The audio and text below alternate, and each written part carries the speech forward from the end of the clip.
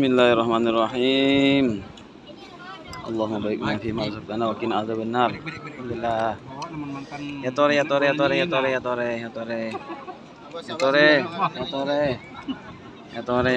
tore. Merengatkan Menikmati makan bersama di pantai Badur. Nah, semoga sukses barokah.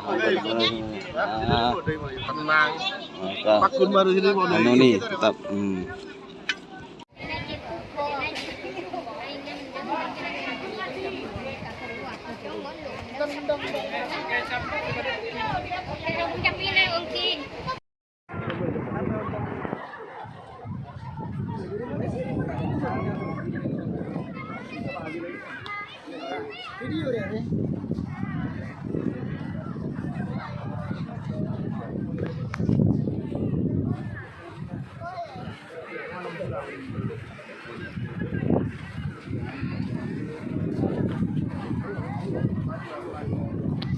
Orang luar daerah yang berkunjung ke tempat wisata, itu yang saya katakan turis. Terima kasih. Wassalamualaikum warahmatullahi wabarakatuh. Perhatian yang begitu besar terhadap daerah yang kita cintai bersama. Pak Haji Ali Wafa tadi sebenarnya punya satu pandangan yang serupa antara Haji Ali Wafa dan juga Mas Nurul Aini dan Ustadz Najib tentang isu yang ada di Desa Badur sebagai salah satu dari destinasi wisata. Kalau tadi yang dibayangkan adalah bagaimana pariwisata bisa hidup tanpa kita tergerus nilai-nilai agamanya atau tepatnya nilai-nilai Islamnya. Sebenarnya Islam ini, yang terlihat dari Islam itu kan lakona, kalakoana.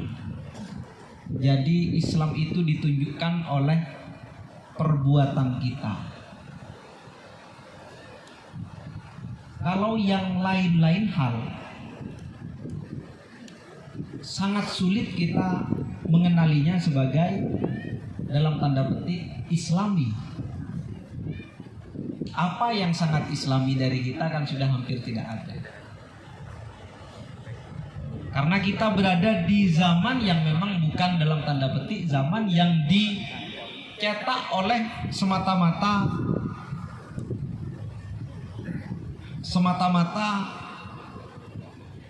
nilai-nilai keagamaan saja.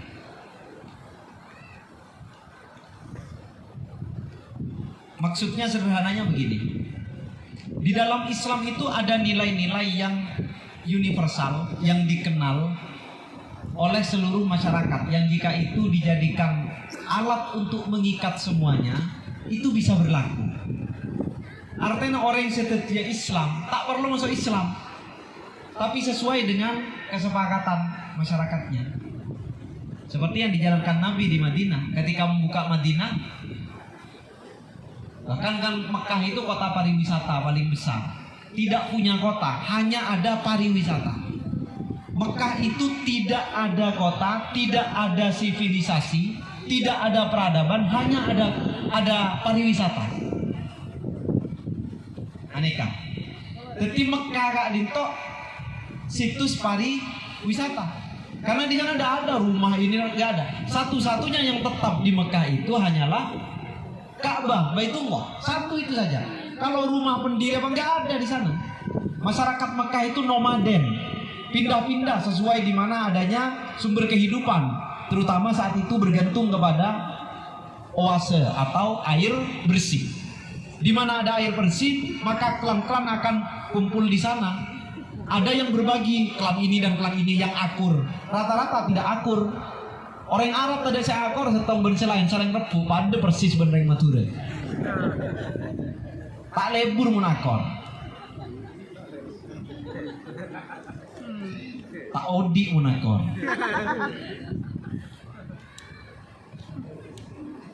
Jadi kalau kita bilang pariwisata dengan nuansa Islam atau bernilai Islam, itu terlalu jauh panggang dari api.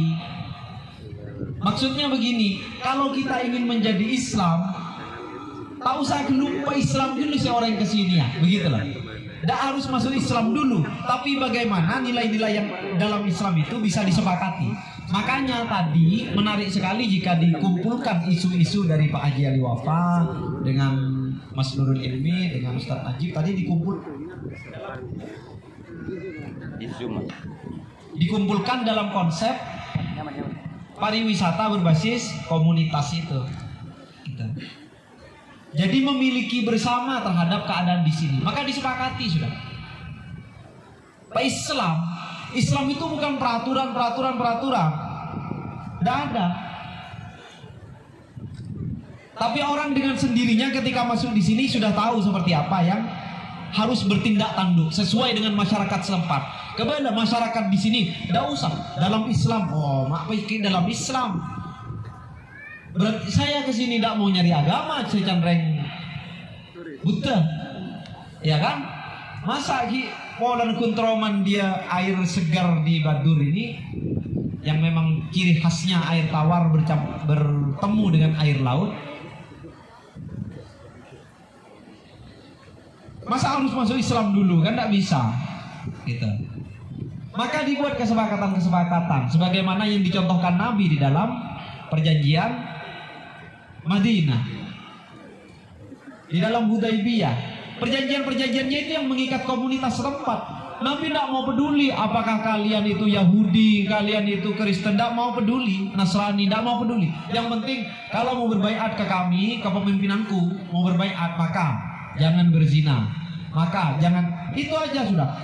Tidak peduli ya Islam tak peduli. Sepakat, kami mulai sepakat malah jalan kepi membentuk yang disebut masyarakat Madani atau masyarakat Madinah itu.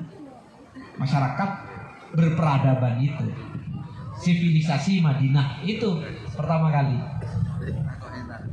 Maka di sini tidak ada apa-apa, welcome.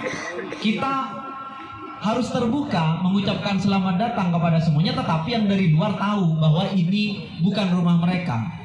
Dan mereka harus bertindak tanduk sesuai dengan apa yang menjadi ketetapan dari tuan rumah tanpa tertulis. Tidak usah di sini pariwisata halal, tidak ada bir bintang, itu tidak ada urusannya dengan yang mau datang ke sini. Kalau mau datang ke sini, itu tanda boleh, kan begitu. Pertanyaannya terus dari mana mau dapat turis kalau tidak ada kata Haji Sanusi tadi? Begini bir bintangnya atau bikininya. Bagaimana terus mau datangkan turis? Tidak ada orang mau belajar ke sini katanya seperti tadi Ustadz Najib. Iya. Dari mana mau dapatkan pariwisatanya itu?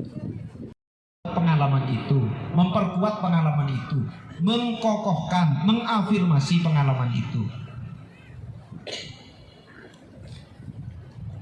Jadi Sumeneb sebenarnya punya kekuatan memang bukan di pariwisata alamnya. Ketika pariwisata alam itu menjadi kekuatan penopang atau pendukung, itu akan makin menguatkan. Karena yang dikenal di Sumeneb itu memang pariwisata, istilahnya apa istilahnya? Wisata religi. Nah, kalau kata wisata rohani, ya orang-orangnya itu, tapi mereka tidak punya tempat. Mau cari tempat makan saja di Sumeneb yang bareng-bareng untuk keluarga itu tidak ada. Yang representatif itu tidak ada. Saya kalau punya tamu ngecet sahabat di rumah, sahabat Roma. Jadi ketika masa akitibi lah seneng. Suatu ketika saya pernah mengajak saya punya tamu yang memang mau melihat Sumeneb sesuai dalam tanda petik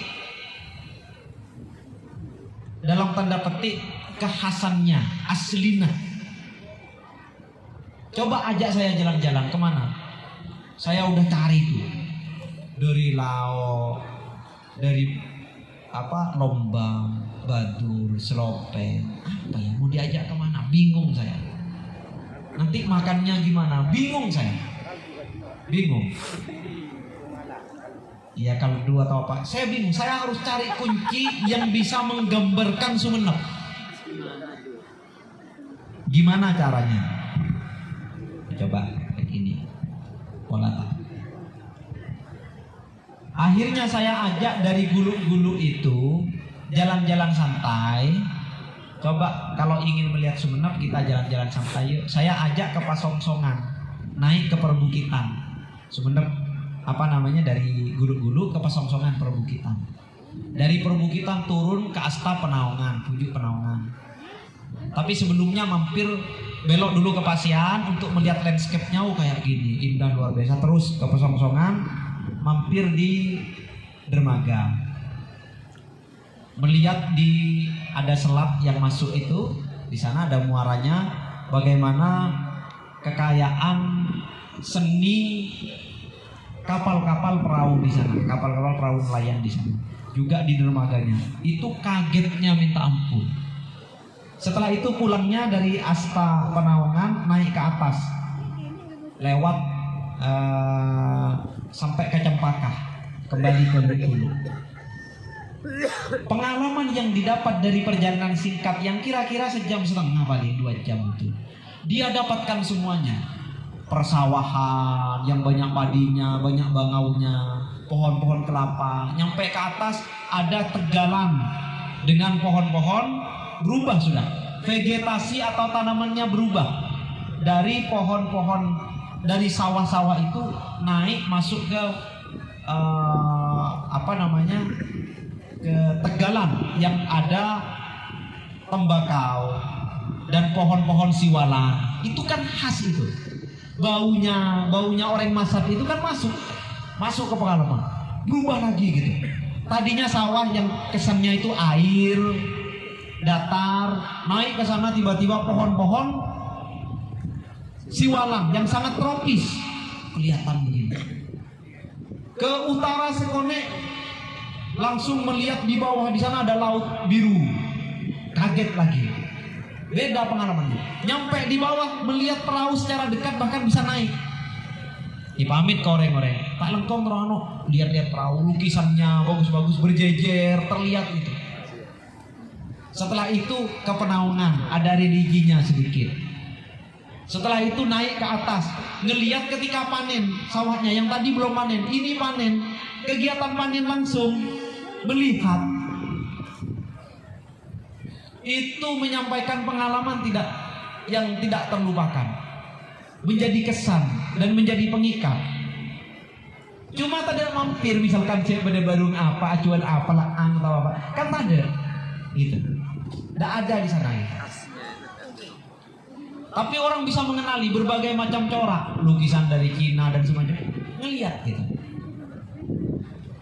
Atau saya datangkan tamu misalkan ke pondok pesantren. Datang ke pondok pesantren, tiba-tiba kalau masuk ke pondok pesantren, mobil berdiri semua santrinya, ya kan? Ngisi acara dicium sama santrinya, tidak bisa tidur 1 minggu katanya. Kaget ngelihat. Dosen saya karena kebetulan. Pak Seno kan datang pakai baju serba hitam, rambutnya panjang gondrong, pakai anting, sepatunya ini, sepatu boot. Nyampe dicium tangannya sama santri semua. Kaget kan, tak bisa tidur ngakunya. Selambat ropai cek beda agama itunya mahlok. Tak ning tidur mas minggu. Ada pengalaman yang sudah terinternal ke dalam gitu dan tidak terlupakan. Jadi orang-orang banyak di Jakarta yang mengingat Sumenep, mengingat Guluk-Guluk, bukan kan mana ada Guluk-Guluk indah dulu. Sekarang mungkin sedikit lebih indah, tapi kalau dulu kan tidak ada. Tapi kenapa terikat? Karena pengalaman. Itu perekonomian kreatif, itu pariwisata kreatif, menjual pengalaman itu. Nah kalau kita di sini seperti tadi itu, bagaimana membangun komunitas dulu sudah, komunitas dulu. Apakah itu dari tadi Pak Ali Wafa seperti pramuka, pecinta alam, dari komunitas-komunitas itu. Kalau mau di Sumenep misalkan nginap di rumah warga, tidak di hotel, itu pengalaman tertentu sudah. Pengalaman tertentu. Sama kalau kita pergi ke sini ke pondok pesantren, antar pondok pesantren, pergi ke Karai misalkan, kan beda suasananya. Di Karai itu When you find the one, you should never give her up. I think it's the way life changes when in love, yeah. I surround my soul with the positivity. That's why I don't worry about the things that I don't see, yeah. These days I don't worry about much. I think we should have some more fun.